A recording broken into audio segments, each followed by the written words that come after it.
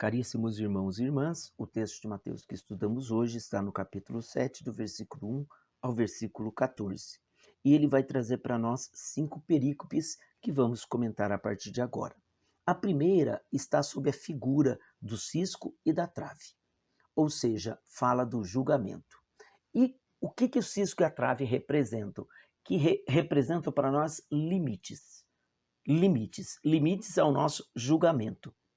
E para que não caiamos no erro de julgar os outros além do que nós podemos, ele diz assim: não queira tirar o cisco do olho do teu irmão quando você tem uma trave no seu.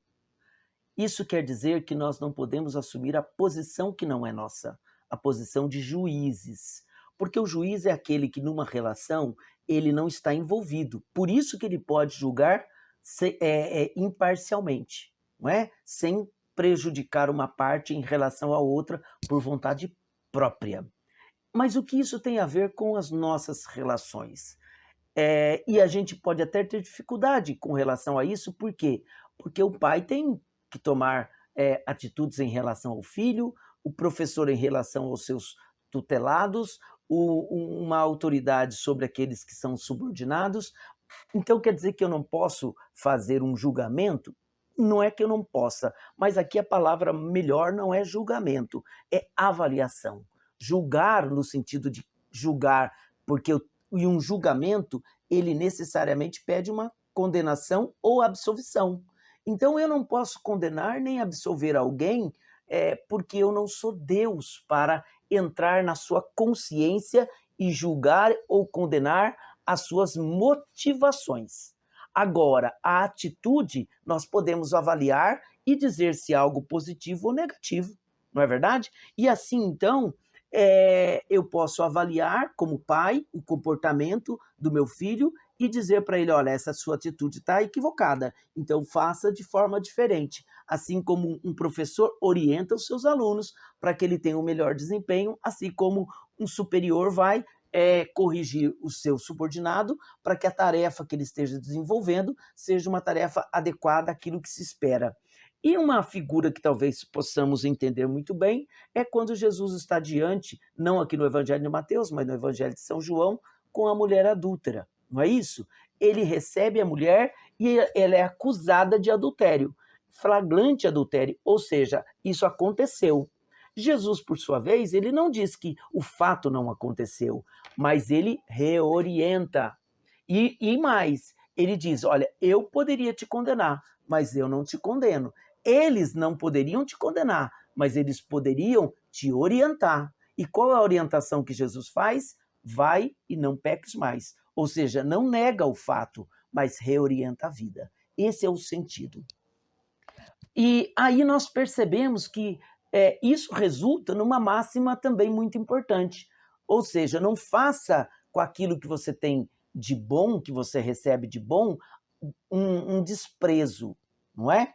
É uma negligência. Por isso ele vai dizer, não lance as suas pérolas aos porcos. Aquilo que você recebe de valor, não jogue isso e não guarde isso de maneira negligente, displicente, não é? Como diz para o nosso Provérbios também 7 nesse sentido. Aqui é você guardar aquilo que você recebe de importante, de valor. E o que eles estão recebendo? O ensinamento de Jesus. Então não pegue esse ensinamento e não jogue fora, mas traga para a sua vida e viva de uma maneira cada vez mais plena, não é?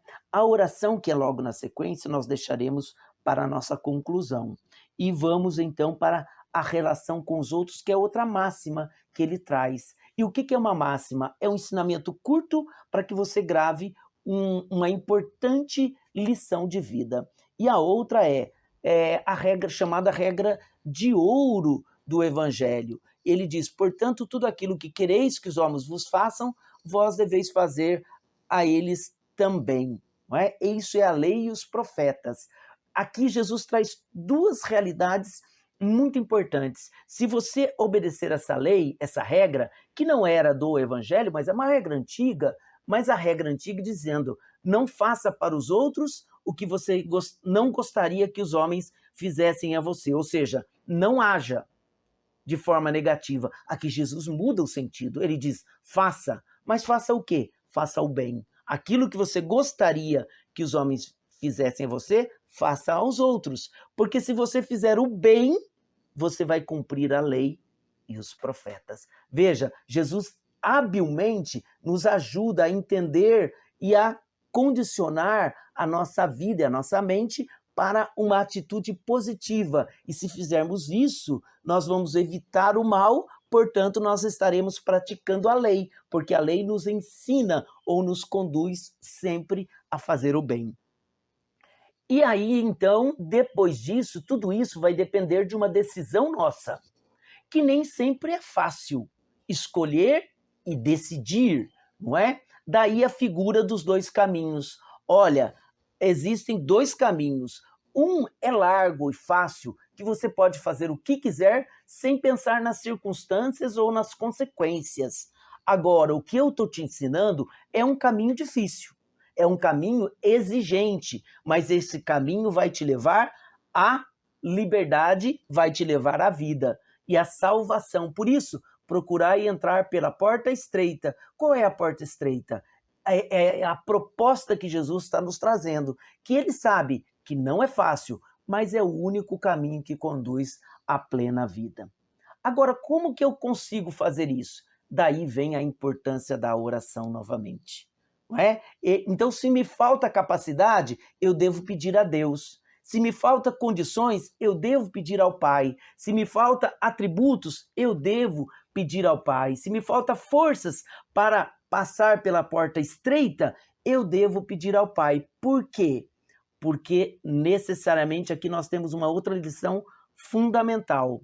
Se eu quero o bem, mas não consigo, mas mesmo assim eu sempre vou querer o bem, imagine o Pai que está no céu não vai querer dar para nós condições para viver essas máximas que Jesus nos traz. Porque ele não só quer fazer o bem, mas ele é a própria bondade. Ele é bom por natureza, por excelência. Então, se nós temos limitações, se diante disso nós temos algumas dificuldades, qual é a saída?